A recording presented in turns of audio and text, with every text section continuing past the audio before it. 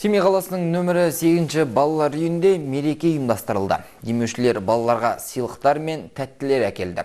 Ата-ана қамқорлығынан тыс қалған бүлдіршіндер қонақтарға өнерлерін көрсетті. Балалар үйінде мереке. Қала әкімінің орынбасары Арайбек Хамзаев балалар үйінің тәрбиеленушілерін құттықтап келді. Ол осы жерде тұрып жатқан балалар мен жасөспірімдерге ізгі тілегін жеткізді.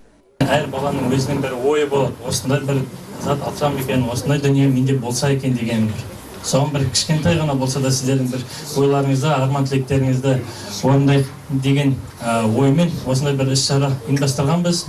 Тек сабақтарыңды жақсы оқып, денсаулықтарыңызды күтсеңіздер, бәрі де жақсы болады.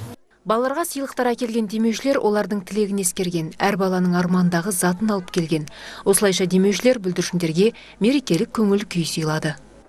Сегодня в честь Дня юности. Бүгін балалық шақ күніне орай біз балаларға хаттары мен тілектеріне сәйкес сыйлықтар әкелдік. Бұл велосипедтердің, скутерлердің барлық түрлері. Біреуі киім, футбол формасы, баскетбол формасын сұрады. Ең кішкентайлары скутерлерді, велосипедті және басқа ойыншықтарды, техниканы сұрады.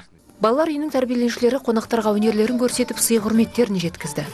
Менің ойымша түгел балалардың көңіл күйі өте тамаша, себебі өздерін армандаған сыйлықтарына жетті, соны алып көріп тамашалап жатыр. Қазақстандағы барлық балаларды қорғау күнімен шын жүректен құттықтаймын. Дендерін сау, ешқашан сырқаттамай, сабақтарын жақсы оқыңдар. Вообще очень благодарны то, что... Жалпы біз туралы ұмытпағанына өте ризамыз. Барлық балаларды қорғау күнімен құттықтағым келеді. Оларға бар жақсылықты тілеймін. Біз үшін әрқашан мереке. Барлық балалар сау, бақытты және әрқашан жүздеріне күлкі болсын.